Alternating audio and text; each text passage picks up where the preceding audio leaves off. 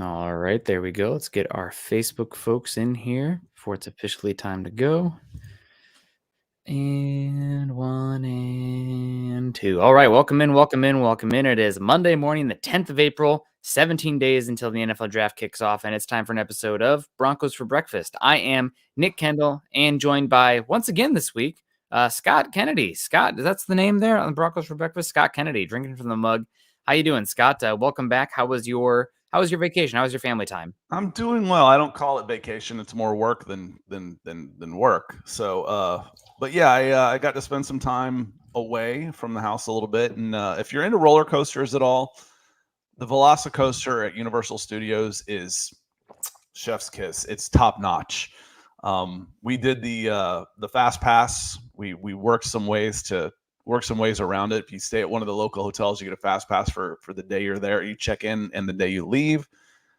Made it worth it. Otherwise, there's 3-hour lines.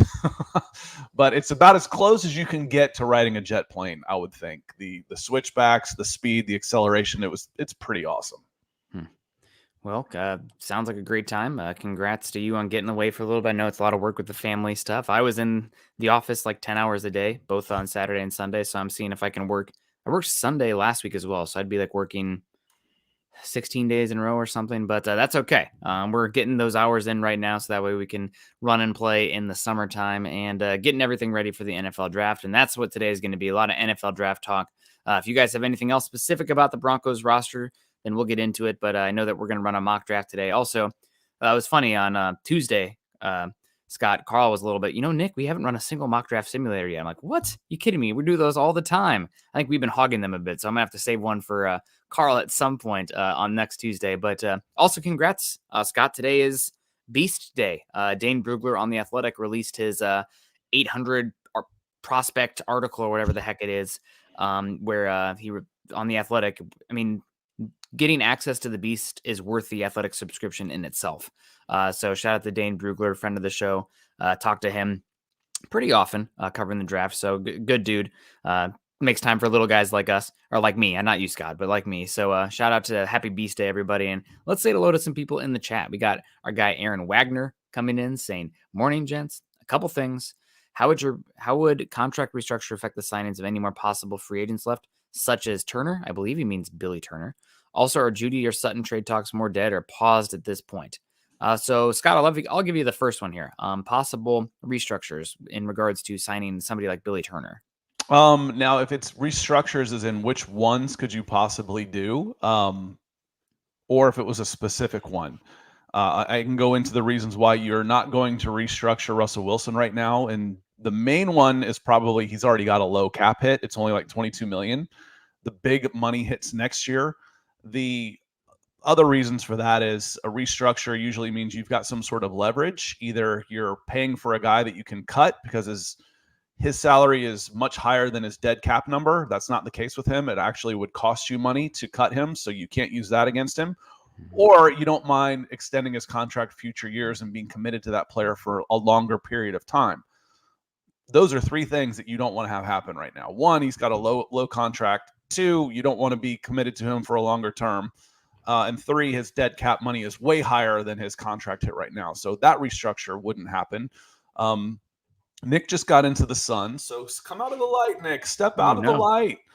And other guys, if you wanted Garrett Bowles possibly could work. You could restructure some, but Billy Turner wouldn't cost a whole lot of money. So you could find money for him without restructuring guys. Justin Simmons is another guy. He's on 18 with a 10 million dead cap. That makes him a restructure candidate. But there's not a lot of flexibility right now with contract restructures in order to get a big ticket free agent. And Billy Turner wouldn't cost a whole lot of money if you even wanted to bring him back. Yeah, Cam Fleming's still out there, right? I know he took a visit with the Jags, but God, he was good last year. I don't understand why he's still on the market. Maybe he's holding out for a bigger deal, or waiting until after the draft. But I'd be over the moon to bring back Cam Fleming instead, who played at left guard and right tackle, and I think could do power scheme stuff for you. But as far as restructures, I think the only person who really makes sense when I approach the roster is Justin Simmons. Everybody else is like, do we love them enough to commit to them further than what their contract already has them signed up for? The only one who makes sense to me that's not on a rookie deal is Justin Simmons, where his type of play, the leadership ability, the position he plays, it's not like you're approaching a 29-year-old cornerback or a 35-year-old edge rusher or a 30-year-old wide receiver where it's like, if we commit to this guy, it could all go poof really quickly. Like safeties typically age really gracefully. So that's the one that I think you could approach with a restructure. And if you don't spend that money, guess what? You roll it over. But that's really the only one. And they talk about guys, oh, the salary cap is a myth. The salary cap is a myth. No, it's not. It's a myth if you've got money committed to young players who are still good, if they're still worth the money. Then you don't mind kicking that can down the road. When you've got guys that are eating up salary cap on big dead money deals who are into decline, the salary cap becomes very, very real. So that's one of the problems you're in right now is, and it's, you didn't mind doing it at the time. Cortland Sutton and Tim Patrick both look like great deals. Randy Gregory was okay again. And a lot of the thing is these deals are a lot of the structure of the contract that George Paton put together was for a run in 2022. That didn't work. And 2023. And then starting next season, there is a lot of flexibility after the 2023 season for 2024. You've got a lot of flexibility with contracts, including Russell Wilson. Yeah. That's just how it's all set up. I mean, it's a good job to have that kind of like reset button that's set up just naturally with how the roster is set up right now. So you don't really want to do that. The other question that he had was about trading Judy or Sutton, but talking about the wide receivers. I think it is at a pause. If somebody pays the price, they might be gone. Doesn't seem like anybody wants to pay the price, so not being moved. Our guy, Michael, everybody's got a price. Is it dead? Maybe. Could it be revived? Sure. Everybody's got a price. Are you actively shopping, trying to move these guys? We can't go to camp with them because they're trouble. They're bad news. They're bad. No, they're not. They're good players. They're a little expensive for what you got out of them. But I think I looked at Sutton and he was like, 15th or 16th in compensation, and he was like 25th in yards. It wasn't that out of whack. Tim Patrick's was actually worse because of the injury, obviously. Yeah. Sutton's money for his production wasn't that far out of line. No. Now you're hoping, and you should be able to get a much more consistent season out of Cortland Sutton and the rest of the offense than you were last year, frankly, because the bar has been set so low. Unfortunately, but that setting the bar high. Our guy Michael came out today on the other show, Falcons, with $50 out of the gate, and Michael's coming in on Facebook now saying, "Good morning, Nick and Scott on Broncos for breakfast. Go Broncos and buck 'em." A big old buck you too, Michael. We always really appreciate you coming in. Kevin Gray, morning Broncos country. Hope you had a fine vacation. Dominique coming in, morning Broncos fan. For what it's worth, I hope everyone has a great day. Well, for what it's worth, I hope you have a great day too. Jamal Killings, good morning to you. Billy coming in, correcting us, I think for a show, maybe just me. I'm talking about Darren Sproles drafted by the Chargers. I remember now. Going to the Chargers. Some of those running backs feel interchangeable. Maybe I was thinking about Brian Westbrook earlier when I mentioned I'm picturing a small running back with the Eagles. Maybe it was Brian Westbrook. Dave Glassman. You probably don't remember Gerald McNeil and one of the very cool nicknames. He was the Ice Cube. He's like 145 pounds. Oh, wow. And he was a return guy. Gerald McNeil, the Ice Cube. He returned punts. I think he was with the Cleveland Browns, and that was his nickname. That's a great name. He played it under 150. And this wasn't, 1940s. This is 80s and 90s. It wasn't that long ago. Interesting. He was still an anomaly then. Yeah. Well, we're going to talk about an anomaly running back today at some point, but did want to say hello to Dave Glassman. Got our guy Keith Brugman coming in. Thank you so much, Keith. Always rocking the very nice beard. I think it's a John Muir going on there. Sean Payton. If I shaved my head and plastered it to my, there's just no way. It's not happening. What if you plug your nose and like blow really hard? Play. I still only shave twice a week, for God's sakes, and you wouldn't know. Like Mondays and Thursday mornings. That's about it. Well, some people would consider that a blessing. It's less work. But Keith Brugman, Sean Payton in the past has shown you will trade players or picks in the draft. How likely the trade happens this year? I think Broncos will trade. What would you put the over under at? That's a better question because not only is it Sean Payton moving around, it's George Payton. George Payton is a trigger happy, up and down kind of guy. So I put the Broncos moves in the draft at 3.5. I'll take the under. I was thinking 2. I think 2.5. So I'd set it at 2.5 and take the under on that one. So something will probably happen, and it could be something that doesn't look like much at the time, like, oh, they moved up. You mentioned picking up the move they made last year for the 2023, picking up a fourth or something. That Third. didn't look like much at the time, but what a great move. Yeah. Yes, please. Mm-hmm. Yeah.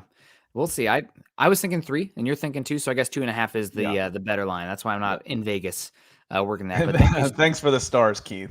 Yeah. God bless, man. Happy Monday to you. Mark coming in saying morning all. Got our guy Joseph saying good morrow to the people of Broncos country. Our guy Mark Schrader, good morning, gentlemen. Chase Wellner with the eggs and bacon, making me hungry here. Greg Smith, good morning, Broncos for breakfast. Our gal Michaela Israel, hope you're doing well. Tell little Coop we said hi. Keith coming in saying good morning.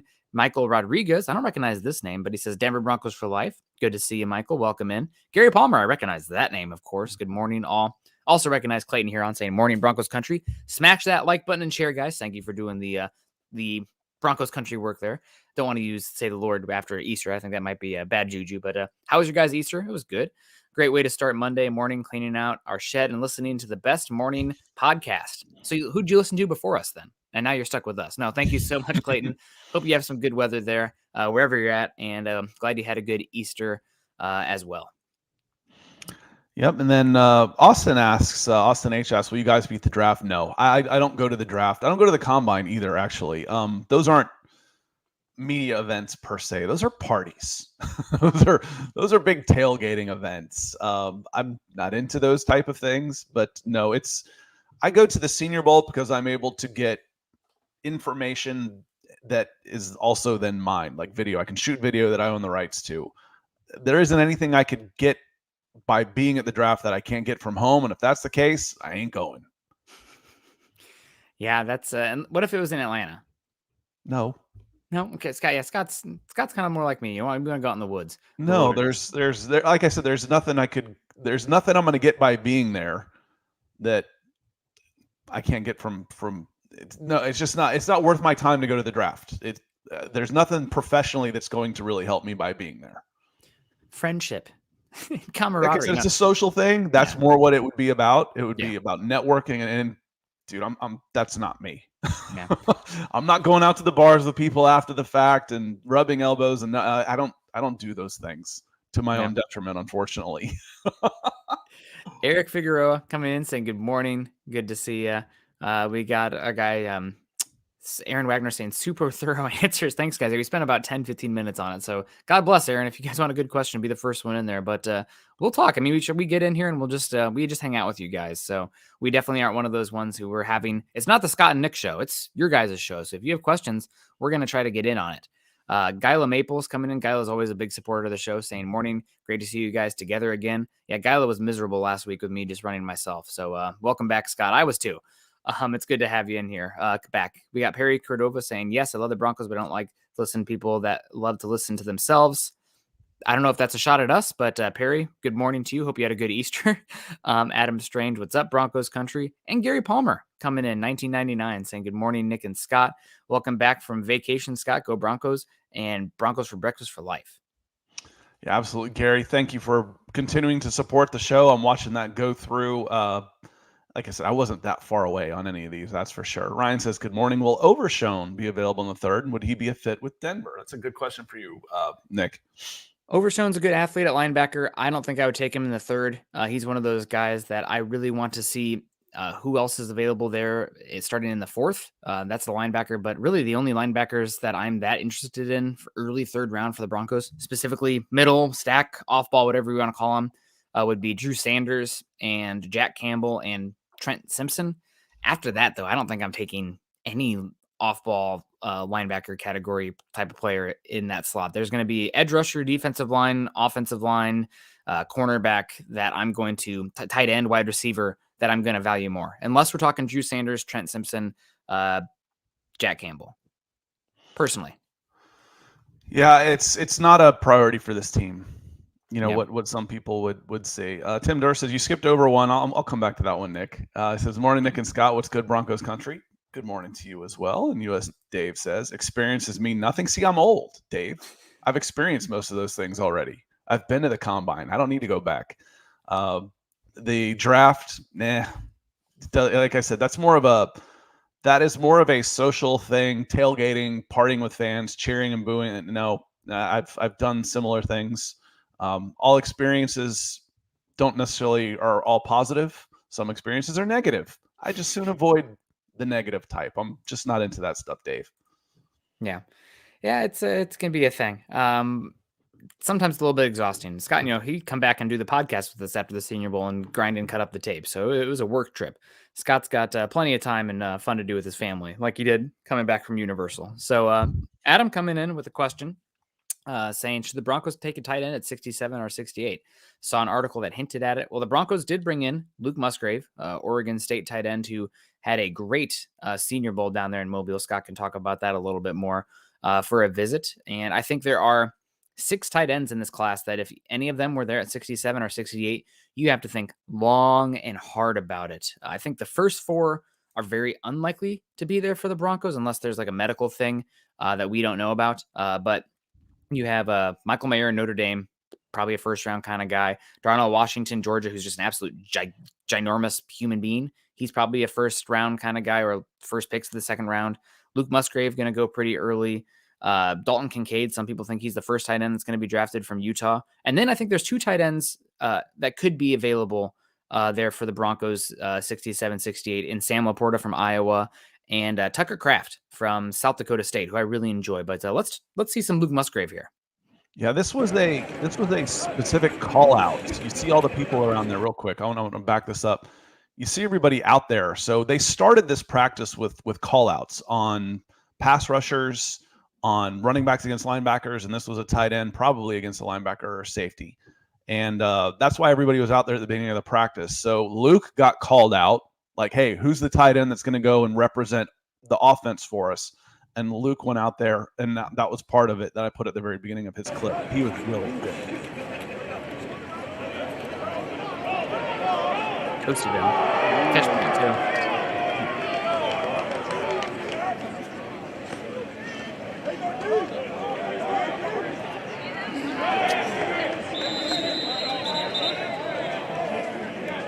So, Nick, we talk about throwing guys open. I like the big guys because they're always open. How do you defend that?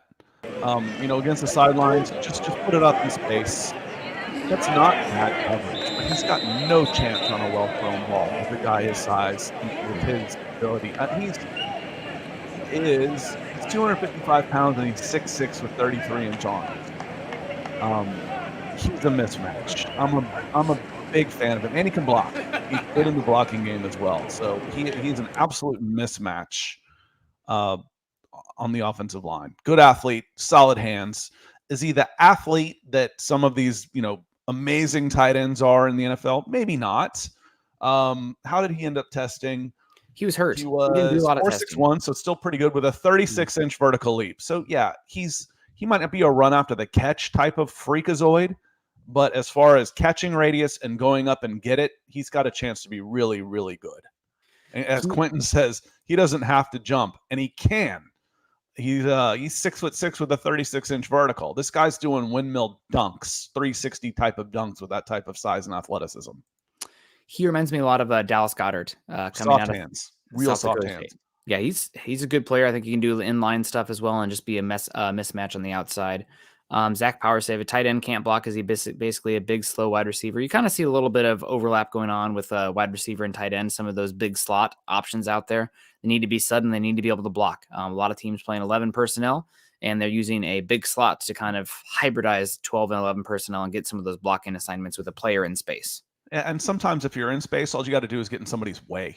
I don't necessarily have to move him. I just have to keep him from getting into the lane I'm trying to protect. So when we talk about inline guys, is he taking on ends? Maybe not. Can he get to the second level and get in somebody's way? Yeah, he can do that. Just 255 pounds, he can do that. But he actually can block. But the question was, if he can't block, is he a problem? You don't necessarily want him taking on, defensive linemen, but there's 7 or 8 other guys out there too. Yeah, Wade Ray coming in with a few questions here, asking about Zach Kuntz from Old Dominion and Blake Freeland, tackle from BYU. Zach Kuntz, I think, is going to go late third to very early fourth. He's somebody that, talking tight ends, I would wait on him to see if he falls to the fourth round. I think that there's a number of other tight ends. He tested like the best athlete at the tight end position at the combine, but he's dealt with a number of injuries, transferred away from Penn State. But he's a really interesting player without a doubt. But the injuries are a concern for him. Blake Freeland tested really good. He's such a linear player. He's somebody you also have clips, I'm sure, at the Senior Bowl, Scott, but he struggled. Good jumps, good runner, but he plays really high cut, does not play with good leverage at all. And if guys counter him, he just looks completely out of whack. So he's somebody who's going to really have to work on some of his technique to hang at the offensive tackle spot. He's one of those guys that proves that specifically offensive tackle, it's a skill position as much as it is an athletic position, because you just look at the measurables, you're like, oh my God, top 20 pick, but the tape is way off. I mean, he just getting destroyed on guys in counter moves. Keith Brugman comes in and asks, what does Stetson Bennett have missing from his tool bag that keeps him from being a top QB prospect? And it sounds strange to say because the guy who could go number 1 overall and definitely won't fall at the top 5, Bryce Young, but Stetson Bennett is 5'11", 192 pounds. So his size is one thing. I think his ability to make a variety of throws, because he's got a good arm. He's got arm strength, but Bryce Young is able to deliver the ball from a more of a variety different of ways that helps him make up for his lack of size. Like Russell Wilson can do that. Russell Wilson is able to throw on the run a lot better to help compensate for his size. But Stetson Bennett is small. Some will use his age as a factor against him. He'll probably be 25 when the season starts, may turn 26 during the season. That would keep him from being a top prospect. It wouldn't bother me for a middle rounds guy, because if I can get, your first contract's only 4 years anyway, 3-4 years anyway. If I could get 4 or 5 years or even, up to 10 as a good pro, I would consider that player for sure. So the big one, I think the big two are probably, I'll say the big three: size, arm talent overall, because he does have some of the NFL throws for sure, and then in his age are all three things that are working against him. Yeah. The arm talent is just okay, and I don't think he can deliver power from a variety of angles. I think he's a pretty good backup that can do a lot of different things. He's a very underrated athlete and delivers a pretty football, but he's also older for a prospect as well. What's the tangible upside for him? And I don't know. It doesn't have the playmaking ability. I mean, you mentioned the stature of him versus Bryce Young, but Bryce Young is just a dynamic, magician with the ball in his hands. Almost a little bit too much of a chaos merchant for my liking for the quarterback position. It's nice that he can do it, but he does it a lot. But I think those are the big things. I think Bryce Young has a little bit more whippiness to his arm motion as well. He can deliver the ball with a lot of velocity from different angles and platforms, where Stenson, I think, is a little bit more static. So those are the things that stand out for me. Also, if you watch Georgia versus Alabama, I know that Alabama, the years past have had offenses that have been unbelievable in terms of offensive line talent and especially wide receiver talent. I mean, they had a group where they had Devonta Smith, Jalen Waddle, Henry Ruggs, and Jerry Jeudy at wide receiver at one time. Unbelievable. But this year's wide receiver and offensive line for Alabama was not that talented. They pretty much said, Bryce Young, carry us out there this year. So where the opposite with Georgia, we have an amazing defense, good offensive line. We can run the football. We have 2 of the top tight ends in football. Hand it off and just don't make the critical error. You're going to be fine, kid. So we just have less understanding of what he can be because of how little they asked and put on his plate from a game-winning perspective. So good answers on there. Mark Schrader, going back into the discussion, he says, I went to the draft in Nashville, had a great time, but wouldn't go again. Yeah, it's a party. It's a great atmosphere for folks. And I wouldn't discourage anybody, but there's really nothing for me to get out of it to go. So I don't. It's a big time and monetary expense. Yeah, it will be, if it's ever in Seattle, I'll probably end up going. It'd be fun. Or maybe if it's in Denver, that'd be a good time. They need to have it at Red Rocks. I mean, that would be sick. I don't know if the venue can handle that, but at some point I'd like to go, just, knock it off the bucket list. It happens in April too. And typically I'm just busy working in April. So I maybe could, get a little vacation in there. Richard Miles saying, good morning, Nick and Scott. Glad to catch you live today. Glad to have you in here. Hope you're doing well. Hope you had a good weekend. And we got Joseph saying Bennett is already 40 years old. Yeah, he's a day 3 guy, but he could end up being a good one. And one of my favorite day 3 potential quarterbacks, Dominique Tomlinson Robinson. What are your thoughts about him? Good quarterback. He's a little bit small, but he can do a lot of different things. Solid athlete, good enough arm talent. If he's there, round 4, round 5, I would be okay with it. I've started to see him get ticked up a little bit. End of round 3 discussion there for sometimes, but typically you see a lot of quarterbacks go round 1, and then you see a bunch go round 4. There's just kind of a weird way the NFL drafts those quarterbacks, where you have the starter upside talent guys, some day 2 guys that have like some sort of fatal flaw, and then round 4, it's like, okay, good backups. And I think that's where we are with DTR. And Nick, I'm sure you had a topic for the day. I did. Yes. We'll get into it eventually. No, we'll get into it now.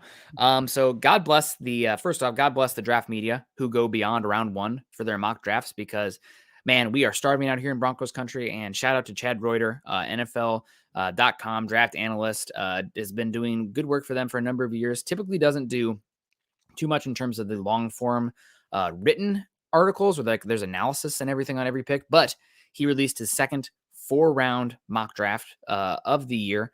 And he has the Broncos going a number of players. I got to say, I didn't love this one as much, but Chad, he does a lot with randomness, I think, just in there, sliding different guys for different topics. So he's very much out of the groupthink mentality. So there's always players that's like, oh, he went that high versus why is he still on the board? So let's get into it here. For the Broncos in the 3rd round, pick 67 and pick 68. I love his pick 67 pick for the Denver Broncos. Keanu Benton, defensive lineman from Wisconsin. Scott, I've been on him since we started talking about the 2023 draft. Even last year, I was like, okay, there's a nose tackle from Wisconsin who I hate to play, so I adore him. He just destroyed Iowa up the A-gaps the last couple seasons, and he came into the Senior Bowl and dominated. Yeah, he was really good inside. The quick hands on there. Asim Richards is the number 67 that he just went right past, is a guy I like. Asim Richards is a guard he's getting some talk about, 6th, 7th round. I don't remember him getting beat. So the fact that he beat him it shows you that he did pretty good. This is against tackle, Notre Dame offensive tackle. Just the quick step and the quick hands. He's got some moves. We talked about Keon White earlier today, not necessarily knowing what he is doing out there. Keanu knows what he's doing out there. Yeah, he's got some pass rush juice as well. He can play 1 technique and he can play 3 technique. And I think that the Broncos have some interest in him as well. I've heard there's some love coming from some of the coaching staff for Keanu Benton in Denver. Now, will he be there round 3? Chad Reuter says yes here. Personally, I think that Keanu Benton is going to go in the first 55 picks. And I like Keanu Benton a lot, probably not enough to trade up for him. But if he's there at that pick, you could really go far worse than adding another quality player to the defensive line. It's something that Scott and I have been harping on for a number of years here, even more so than the offensive line. I think you and I have an affinity for stacking the defensive line. You need to have the body types there. Maybe it's also us being brought up in the college and high school game, where in the NFL, it's like if you have the quarterback, you win. In college, if you have 5 stars across the board in talent on the defensive line, you're going to be pretty damn good week in and week out. And the Broncos right now have question marks in terms of the depth, long-term projection on the defensive front. Well, it was explained to me by a 17-year-old kid when I first started covering recruiting. He played both sides of the ball, and I asked him, I said, which side do you like playing better? And he said, defense, which is fairly rare. They don't always say that. And I said, really, why do you like defense? He says, because I have control of the play. He says, I can end the play myself when I'm playing defense. When I'm on offense, all kinds of other different things can happen. Now, on defense, if one guy wins, he can end the play. It's completely the opposite on offense. 10 guys win and one guy loses, you can have a negative play. So, having those guys across the front, and I always say, we talk about the importance of the quarterback. Well, the best pass defense in the world is a quarterback on his rear end. So, and if I can force you to be obvious, because I can stop the run with a front 4 or a front 3 or whatever, without having to engage more people into the defense, and I can drop those guys into coverage, but I can still control the line of scrimmage, I'm going to beat you. So it's you keep. And the thing is, Nick, I think there's a need here for some 300-pound defensive linemen on this Broncos team. I mean, just in the league in general, right? It feels like over the last 4 drafts, some of those defensive line bodies have started to disintegrate. I mean, how many of those, like, we haven't had a draft like the 2019 one where we had like 7 good defensive linemen come out in the first 3 rounds in a number of years. I cut my teeth in the South, and my first job professionally was covering Alabama, Georgia, Mississippi. That was 48, 49, and 50 in ACT and SAT scores. And I always said the single hardest position to find was a qualified defensive tackle. It was the hardest. It's just, we talk about the guard types. 6'3", 300 pounds is pretty easy to find. 6'3", 300 pounds and athletic, that ain't so easy. That's hard. That's a lot harder. Yeah, it does seem like that body type and having quality there is a little bit harder to find. Now, granted, you can find plugs, but we're looking for difference makers on the defensive line. So Tim Durr coming in saying, are there any good cornerbacks to be had in the third? I think Julius Brents is an option there for the Broncos in the third. Maybe DJ Turner falls down there from Michigan. Clark Phillips, he's really small, incredibly minuscule arm length, but had great tape at Utah. Darius Rush is another Senior Bowl standout. Maybe was the best cornerback at the Senior Bowl from South Carolina. Tyreek Stevenson stands out to me as well from Miami. Those are the names that I'd be looking for the Broncos early third round for who could be a potential there. After that, I think there's a little bit of a drop off. Kai Blue Kelly, fine. Garrett Williams, Syracuse, fine. I don't love them as much as those other names I listed. Thank you, Tim. And let's see, Facebook user, not sure who this is right now based on the settings on there, says, do you think that the Broncos go edge in the third? Again, it's going to be based on availability. I would still, if the center is there, and are we going to run a mock today, Nick? Yes, we are. We need to get like, if the center is there, one of the top centers is there at 67, 68, that's where I'm going, because it could be a best prospect available and it fits a big need.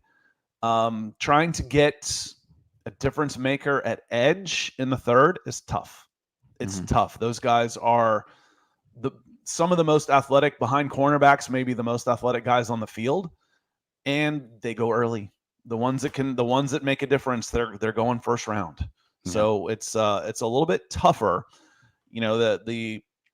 The thoughts on Benito last year. I'm like, guys, he was taking what, 60, 62?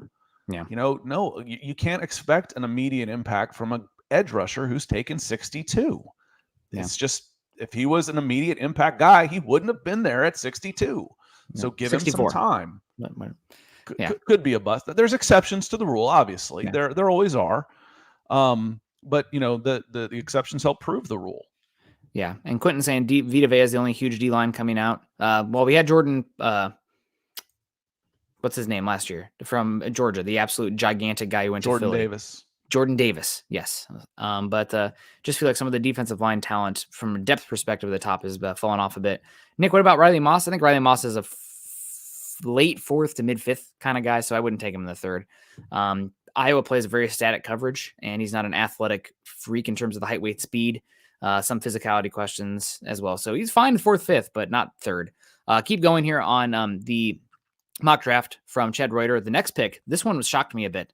Anthony Bradford going 68 overall to the Broncos, guard from LSU. I really love Bradford's fit in the Broncos, especially before they paid a guard. I mean, he is gigantic, absolutely gigantic. I think LSU had him listed at like 6'5", 355. He measured at the combine 332, but I believe he lost some weight for that. Still ran pretty well at a 508. Has like a nearly 33 and a half inch arm length. He's very powerful. Not great as far as the movement skills, not shocking, especially in like sub packages. If he's going against, a guy who reduces inside, he can get beat because he just doesn't have the movement skills, but really strong at the point of attack and move guys. Third round, though, for a guy who seems pretty positional limited, scheme limited. I don't know. Fourth round, fifth round, I think he fits this scheme great, but I would not take him 68 overall. There's guys available that I'm much more interested in. Yeah, I'm okay going interior offensive line for sure. Center guard or somebody that can do center and guard would be fine. I'm just not sure that this is the right guy for that pick. Kind of like you're saying. I agree with you, Nick. Yeah. And the guys that go afterwards who interest me a lot in this mock, DJ Turner, cornerback we mentioned a little bit. He'd be one who'd be really interesting for me for the Broncos there. Jack Campbell's still on the board. I'm not the biggest linebacker proponent, but he goes 75 to the Falcons. I mean, you talk about a 10-year starter linebacker there. I would love him. Marvin Mims goes 80 overall. BJ Ojolari goes 82. Jalen Duncan, one of Scott's two guys. Scott, I'm gonna say Mingo and Duncan are your two guys. Those are my two calls outs this year. Yes. I think, or Mingo and Duncan. Last year it was probably Abram and Christian Watson. Yes. Yep. So plant your flags, man. You got to have your guys. Those are your guys. And then 90th overall, DeJuan Jones. All guys that I would be way before going the Bradford there from LSU. So interesting to follow that from Chad Reuter. His 4th round pick for the Broncos. Another one here that's pretty interesting and somebody that might be a little bit of an outlier. Player that is maybe one of the more electric players in the draft, but small. Devon Achane, running back from Texas A&M, measured minuscule, unfortunately, and that's probably trying to put on weight for the combine, comes in at 188. There is unfortunately, a pretty big line of demarcation for the running back position where, like, if you're less than 190, you haven't done very well, historically speaking. And I think it was, God, I cannot remember who it was. Maybe it was Nate Tice compared him to Javad Best, if you remember him from Cal. Explosive player, but because of the size, I think he had a head injury and just like vanished quickly in the league because of injuries. There are just not many guys that small that last that long. For speed guys, how big was Chris Johnson and how long did he last? He lasted probably 6 years. He did make a second contract. Now, he was best on his first contract, but I think he was bigger than that. Let me pull it up here. Did he play Eastern Carolina? Does that stand out to me? Here, I'll look it up real quick. He was 197. Okay. Yeah. So 10 pounds heavier. Definitely bigger. He struck me as a speed guy, but he's pushing 200 pounds. So yeah. 5'11", 195. So he had 10 pounds and 3 inches of height. So he was built more like a wide receiver. Yeah. Veneer. But I love Achane, and the fact that you get him now in the 3rd round. Have you talked about him there? He was 197 with a 4.24 at the combine. So he was pretty special. Yeah, that's amazing player. I wish we could have seen him. Wish we could see another type like him. I feel like there's not a lot. But Achane, talked about him some in the 3rd round. That's fine. For the 4th round, though, for the Broncos, you're looking to add dynamic players in the pass game, some explosiveness to the offense, some just dynamism out of the backfield. 3rd round, maybe it's a little bit early for the outlier that is the body type being under 190 pounds. 4th round, though, I'm fine with it. I'd be okay with Devon Achane at pick, 108 or whatever it is. So fine with that for the Broncos in that area. If he ends up being the pick there, then I get it. You add a fun, explosive player. There are some other ones that make sense there. Later on, you have Clark Phillips falling all the way down to the 4th round, cornerback from Utah we talked about. Braden Daniels is a 5-position player from Utah that could play literally all 5 spots in the offensive line there, who interests the heck out of me for that team. So some other players there. We got Siaka Ika. There's your big defensive lineman out of Baylor. He's one of those that are 330 plus. He falls to the 4th round. He's very interesting to me. You have Yaya Diaby going 126 overall. Big fan of him. Tyler Scott falling to 130. So there's names available that I really do like here. And again, Chad Reuter, I think he does a good job of leaning away from the constant groupthink. So his mock drafts are always more random than what you see from a lot of people. But guess what? When you compare the groupthink to what actually happens in the draft, it's typically really random compared to what some of the groupthink is having on there. So shout out to Chad for the article. We appreciate it. Don't love every pick, but love the content. Let's why don't we run through a mock draft? You start ripping off those names, my eyes start to gloss over just a little bit. So I don't know all these guys, man. Let's you want to run through a mock draft, and if so, where? Let's do PFF. Just because I think the PFN one is, like, a lot of people work at PFN, but I am not as gung-ho with their simulator. I think it's even more random, and I do not always love their board. I don't know where they congregate it from. I honestly think that the best method for these drafts is to go with a consensus board and add randomness to it, but would be I think that's the way to go for this one. All right, let me go. Let me share the screen, and I'll do a little zoomage here. So we're on PFF. I think I got 7 rounds. I'm gonna go turbo. The last one seemed to take too long. That's okay. We were having fun talking about it. Yeah, I'm going to go turbo. Let's turn up the randomness a little bit. Ooh, that's fine. It's fine. We don't need it. We're good. Start draft. All right, so we See, are on the. see, when you do that way, we get to the Broncos pick quickly. We do. Interested to see who goes first again. It was Bryce Young, C.J. Stroud, Tyree Wilson. See, that would have been more interesting because Tyree Wilson's always available when we pick for when we're on the Falcons channel. That's an easy pick for the Falcons. And they get Christian Gonzalez at 8, Anthony Richardson at 7. He's going to be a handful. I think if he ends up in the West, if he ends up with the Raiders, he'll be fun to watch. It will be interesting for sure. Not fun for us. I don't want to see that. I'd rather the Raiders take a bust. This is He probably might be a bust though, but he's got some athletic potential to be entertaining, even if he's inconsistent as hell. He's interesting too because his pressure to sack rate for being a running quarterback is like minuscule. So like you look at him compared to Will Levis, it's usually high. Usually the mobile guys get sacked more. He just bounces guys just bounce off of him. Like you look at him versus Will Levis. Will Levis is like blind in the pocket and to runners, and as a rusher, like he just like bumps into dudes. It's really weird to see. And Richardson he does not get sacked, and that's despite having like really long time to throw. So we're looking at the draft here. Jamarcus Russell was fun to watch. Keith says Jamarcus Russell was fun to watch too. Jamarcus was a gorgeous thrower. Jamarcus was never a runner, and he was certainly not 6'5", 445, 245 pounds. The closest thing that we've ever had to Anthony Richardson is Cam Newton, and Cam Newton was very fun to watch. Yep. Okay, well, I absolutely hate the top players here. If Jahmyr Gibbs falls to pick, what was it there? Pick 61, I am on the phone. Don't trade up for a running back, Nick. He's a weapon. And this is a team that, listen to their moves this offseason. They're going for it right now. So if Gibbs fell to 61, I'm probably on the phone to see if I can make that move. But 68, I'm going to be honest, I really hate every single one of these names on the board right now. I don't love that. I don't love that. I don't love that. I don't love that. I don't love that. Don't love that. This was real easy when Tippmann fell to us, wasn't it? Yeah, Where did Tippmann go in this one? He ain't fallen, or was it? It was Tippmann fell all the way. He's at 57. Yeah, all the guys you want all went in the bottom part of the second round, the last 5 picks of the second. Which is one reason that don't trade up no matter what. Well, I might actually trade up a little bit if the board falls a certain way. So we are looking at the board here. Wanya Morris, it's too early for him. Jalen Duncan might actually still be here. I don't know. I didn't usually have him picked in the 80s. There's Darius Rush, Ronnie Hickman, 105. He might be gone. He's got to be gone. He must be gone. All right. Well, I will say that there are a number of really good cornerbacks left on this board for me. Where is he at? It wouldn't go that high. All right, let's look at tackles. He's 123 for God's sakes. They don't like him, man. Man, I'll take the over on that one. Good gracious. Or the under.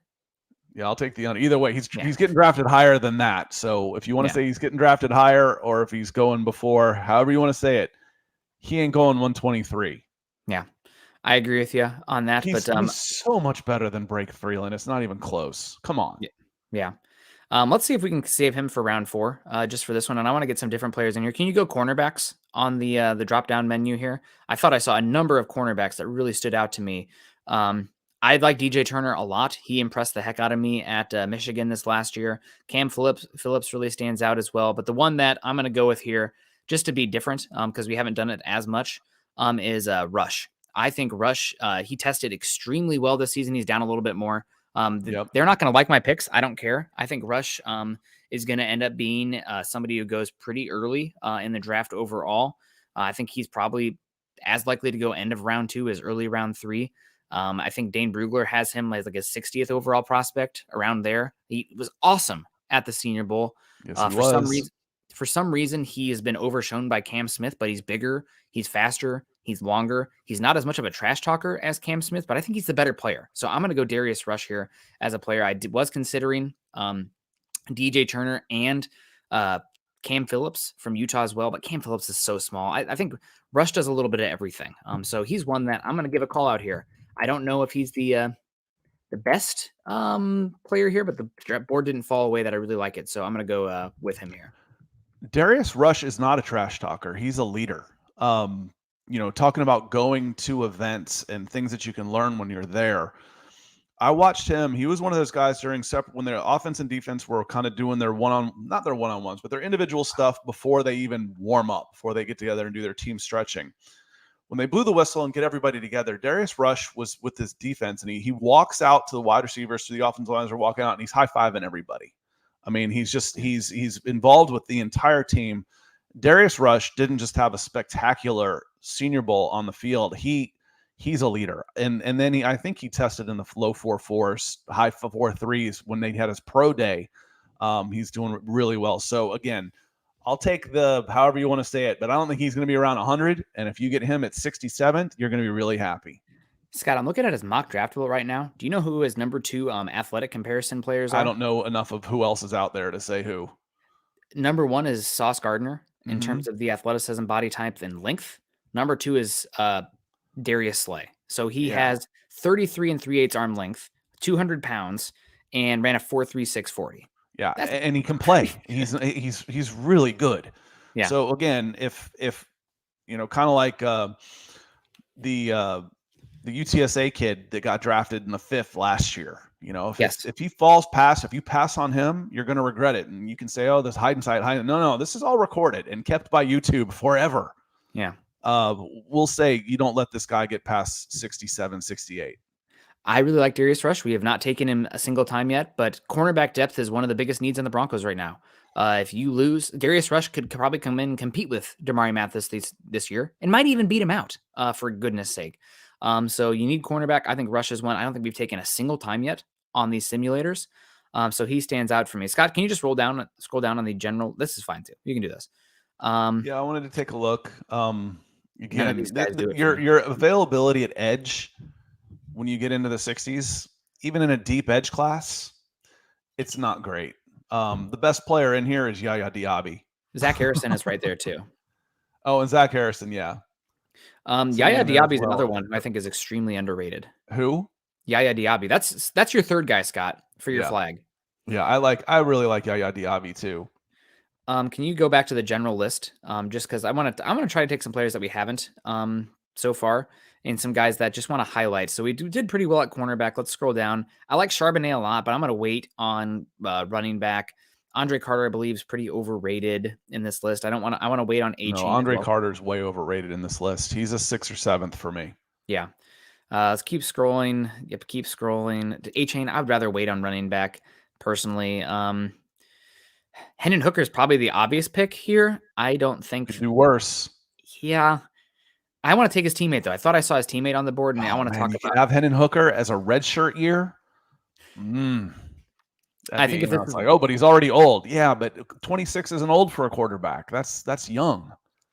Oof. I think normally I could back the Hendon Hooker pick in a hurry for Broncos country. If you really want to do that, we can. I was gonna say take Cedric Tillman because we have not taken him in a single mock yet, and they're gonna clown me for this mock, but I really think Cedric Tillman is a great option in this draft class. He dealt with a high ankle sprain this last season, but he is a beast at the catch point. He's super physical at the point of attack, or can get off. He's a blocker as well. He can do some stuff after the catch. This is a team that seems like they're trying to reshape their room. And I think Tillman, if he would have been healthy this season, we'd be talking about him more as a top 40, top 50 guy. So I think resetting that wide receiver room, adding more talent, adding some physicality, he's one that does a lot for me. And there you go. Falcons with Hendon Hooker. Falcons took Hendon Hooker. Yeah. That's and not just a bad pick for them either.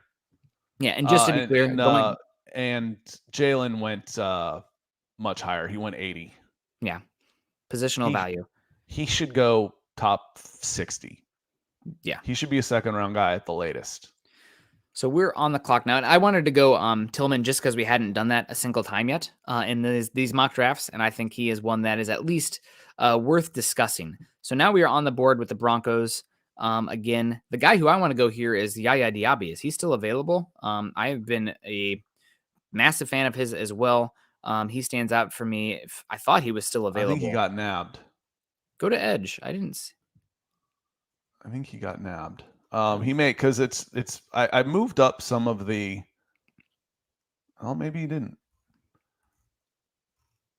How far down did I go? Jeez. Well, you went to Edge specific, so it really limits the list. Colby. Yeah, he's still there, 154.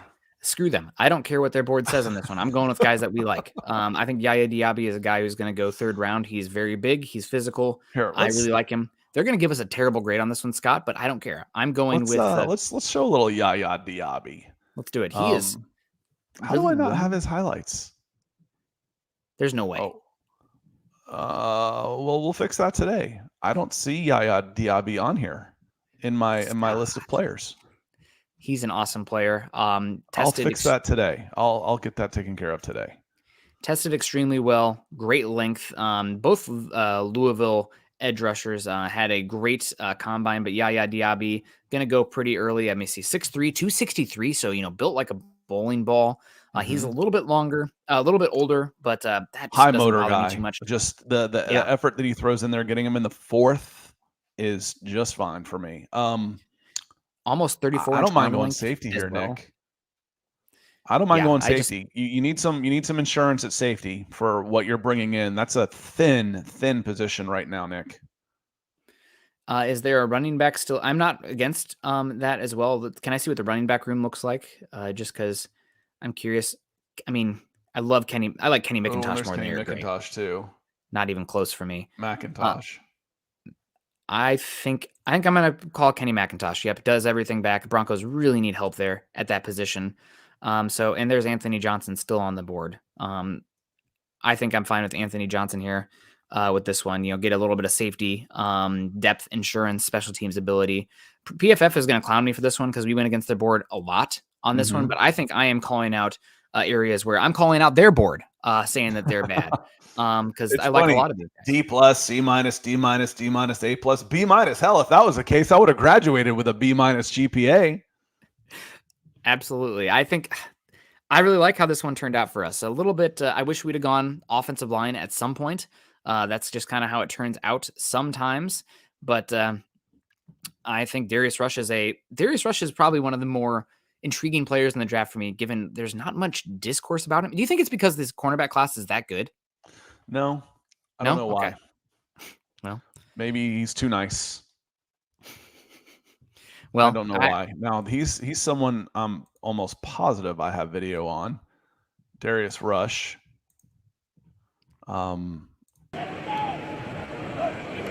Cornerback, all black. You're trying to. I always say, if you can find a corner, these are one-on-ones. He's got no safety help, no pass rush, and he's trying to guard the entire frickin' field. If you can get somebody that can even stay with a receiver at all, even for a little bit, you got something. And he's running those routes for these guys. These aren't the ones here at the beginning are all one-on-ones.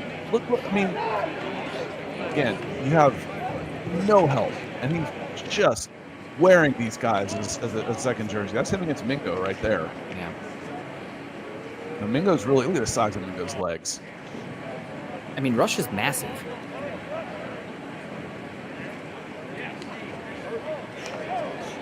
Coming off of it right there. Darius Rush is you get him with that pick, you're going to be going backwards. And you're taking advantage of a very good, deep cornerback class for a position that, when you look at the Broncos roster right now, is probably one of the biggest three concerns for me entering the season. Looking at our draft, if there's the one thing that we didn't get in there that we still need is an interior lineman. Yep. Or a tackle. We need an offensive lineman there somehow. But the way the board fell, okay, now we got to go work in free agency. We got to go get some guys, some vet minimum type of guys in order to pull that off, because the way the board fell, you're pretty happy here. You really are. Yeah. Yaya Diaby's edge, but he's not. He's 285. He's a defensive 260. lineman. He's 260. Oh, he's 260. I'm sorry. He's a big edge. Yeah. He can play edge. He's not a drop into coverage edge outside linebacker. He's a defensive end edge. With almost 34-inch arm length. I think almost 35-inch arm length. I mean, we got some length monsters on this one. We got a lot more physicality. Added another running back. Maybe if I was really pressed for it here, Scott, I would have gone. If we were like really, you actually probably would have taken Hendon Hooker at 68 if I wasn't stepping on your toes on this one a little bit. But maybe we'd have pounded the table there for Jalen Duncan at 68. We'd have gone Rush and Duncan instead of Tillman. But wanted to highlight Tillman a little bit. I think he's going to be a very good number 2 or 3 wide receiver in the league. Physical guy. I think you have good value on him there as well. Yeah, and you could use another wide receiver too. You're not sure if you do or not, but like we talked about last year, you thought you were good at wide receiver and you ended up with 2. And they didn't stay healthy the whole season either. You had Sutton and you had Judy. We'll have this guy, and this guy. Well, you didn't. You didn't have them. Yep. You can't count on. I'm drawing a blank on your Penn State guy, KJ Hamler. Yeah, you can't count on him. Nope. Patrick should be back, but who knows? The depth there goes from okay, we're really good at wide receiver to oh man, we stink at wide receiver in a hurry. It's unfortunately very true. But Scott, any thoughts before we get on out of here? We got our guys. Peter, hello from Hong Kong. Hope you're doing well out there, Peter. I think things are kind of weird right now in that part of the world. So hopefully you are staying safe and doing okay. I'm not sure what's going on with Taiwan, but things seem agitated there. Patrick coming in. Our guy Patrick. I finished one of my bags of coffee today, Patrick. I still have plenty. You don't need to send me any. But shout out to you, Lion Coffee Company. That vanilla macadamia. I gotta say, my wife, she's not typically the flavored coffee fan, but I put that one in and she comes down and she her feet, it's like one of those cartoons where I make the coffee and she floats down the stairs with her nose in the air and her feet floating to the coffee machine because it smells that good. So make sure you guys check out Lion Coffee. Shout out to Patrick for sending that to us. I mean, I can't thank you enough, man. Those are awesome. If you have any Lion Coffee stickers, send them to me because there's a hike out here. It's about a 10-mile hike with 4,000 feet elevation to a mailbox that they put on top of a mountain, and people slather stickers all over it. And I will take that sticker and put it up there for you if you send it to me. It's your flag. Exactly. So thank you, Patrick. Keith, I wasn't able to go back and see since he didn't go in the first round. I didn't see the full results on that. I'm not sure where safety, the battle went from Alabama. And are there any FBS guys that you would take for the Broncos? Cody Mauk is one I think we're watching pretty closely, Nick. Yep. If he's available after that, he's the one that really sticks out for me after that. I don't remember too many of them this year.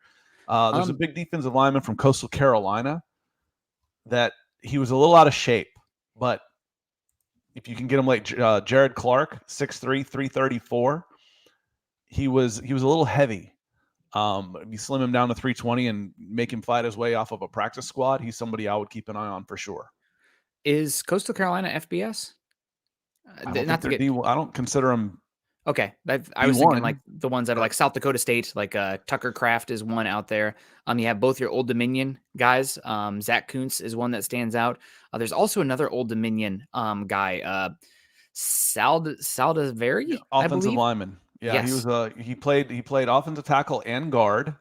Yes, Saldiveri. Let me see his name. I'm impressed by him. He's good. Nick Saldiveri was solid, 6'6", 318. He was 5'2" with a 4.69 shuttle, 31-inch vert, and he was solid at the Senior Bowl. He's someone you could keep an eye on as well. Another one that stands out here. A lot of you should know a lot of these. Not you shouldn't have to, but good chance Broncos take a FCS level interior offensive lineman late. And one that I think has been getting a little bit of buzz is Colby Sorsdahl from William and Mary. Another one who stands out here to keep an eye on for him. And Arkansas, the Broncos brought in a offensive guard from Arkansas State who has some really good tape at Arkansas State as well. And he is massive. He is a earth-moving dude. You can tell this Broncos team is looking for those 340-pound type of guards. But there's definitely some interior offensive linemen from that level that you should keep an eye on. And that's typically, I would say the interior offensive line is the one position that you see more FCS guys than any other position, right? Would you say that's correct? The offensive line. Well, with the way people transfer around, you probably won't see the fallbacks as much as you did since you can go stay on the same level. But yeah, it's the most common guys out there are 6'3", 300 pounds. They're everywhere. Yep. When you're doing this for a living, you go to high schools. My high school had their line average 300 pounds. Not a one of them went D1. So they develop a little more slowly as these guys round into their bodies and figure out who they're going to be, get their man strength going. You can't pay. I always love that. You guys don't know what you're doing. Look at this guy from small school. I'm like, well, how come 100 D1 schools miss that guy too? It's an imperfect science. So I would say for sure when they're the body type is the most common, you're going to get the most variance in where they come from. 4.3 speed is rare. They get snatched up by the big schools. 6'6" is rare. They get snatched up by the big schools. If there's anything off the big school, it's typically quarterback and an offensive line. Yeah. And one more shout out on FCS, Andre Yosevich, name that stands out for the FBS. Princeton. Yep, Princeton. Small school. So Michael Ronquillo saying, great show today, Nick and Scott and Broncos for breakfast. Go Broncos and Buckham. Thank you so much, Michael. Hope you're doing well. Always appreciate the shout outs there. Keith Brugman's in the house too, saying, thanks for your answers today, gentlemen. Have a great day. Todd, personally, I'd be disappointed the Broncos don't draft a tight end in what looks like a very good tight end class. Well, Todd, this is the kicker. You only have 5 picks. I don't know. You're going to miss out on some picks. The one I'm sad about is we didn't take one offensive lineman. Don't think that'll happen. That's a big one for me too. Yep. So we ended up going cornerback and wide receiver. And I mean, I really do like the draft class that we have, but we just have limited avenues with limited picks. Is what it is. You could really make an argument for a need everywhere. I almost took quarterback. I would have maybe taken Hendon Hooker in that spot. If I'd paid attention, Mike, because Jalen Duncan would have been much higher on my board. And as I'm crossing off names, he would have jumped right out at me. But you can make an argument for a need at every single position. So you want to put your guys on your list and see who's still at the highest group of guys when you're drafting. And I can make an argument for any position. Safety's real easy for me to make an argument for. Corner, wide receiver. You're okay at guard, but you're one injury away again from not being okay at guard. So if I were to get a 3rd round guard to come in and compete for the backup spot, he's probably going to get a lot of time over the course of the season. So yeah, there's a lot of variance there. Yeah.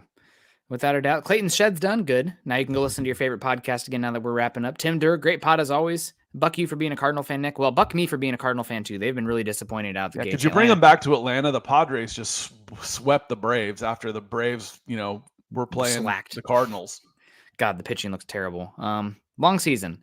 That's okay. And also St. Louis is coming out to Seattle, so maybe they'll end up winning some games. My Mariners are stinking too.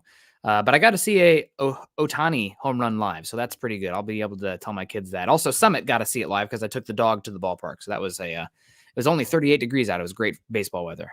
Dom, good to see you. Kevin Gray, appreciate you. Dom saying it just woke up. Well, I'm glad you got to wake up. He's risen. Peter Middleton, would you take an expected 3rd rounder you're wanting? Would you take an expected 3rd rounder? You want a guy that you think's going to be there, or would you rather have somebody drop that you didn't expect to be there? I'm guessing the answer is I'd rather have somebody drop because that means that it's somebody that I value highly that I didn't think would fall that far. And you got to trust your board. Yeah. Yeah. It's like if I have Jalen Duncan at 50, if he's available at 67, I'm snatching him. I don't care what anybody else thinks at that point. Yeah. I agree with you. Well, Scott, any final thoughts before we wrap on it up here? I know that we went a little long today. We both got to get going. I got to get my car radiator checked. But what's going on today? Any thoughts? No, just a nice day outside, going through a Monday. It's a 5-day work week. Oh, my goodness. But, after a couple of shows, we'll be just 2 weeks away from the draft, and it's going to be a lot of fun. I cannot wait. We're getting there. We're getting through spring, on to summer. You guys have a great one. We're going to wrap it up. Make sure you're following Scott on Twitter, at Scout Kennedy. I'm at Nick Kendell, MHH. Also follow us at BFB_pod and at Mile High Huddle. If you haven't done so yet, follow us at Facebook.com/Mile High Huddle and Facebook.com/Mile High Huddle pod. And as the ticker says there underneath, make sure on YouTube you're subscribing to Mile High Huddle, liking this page, liking this show specifically, and sharing it on your social media platforms. Not everybody can come in like Michael Ronquillo or Gary Leeds Palmer or Mark Strader or any of our super chat superstar people that come in. Yeah, Keith coming in. We always appreciate you guys. But if you can't be like them, then make sure you're doing the likes, the thumbs up, the shares on the way out. We really do appreciate that. It helps us almost as much. You guys have a great one. Scott, we'll see you tomorrow morning for another Broncos for breakfast. But until then, continue to choose kindness and compassion. Go Broncos.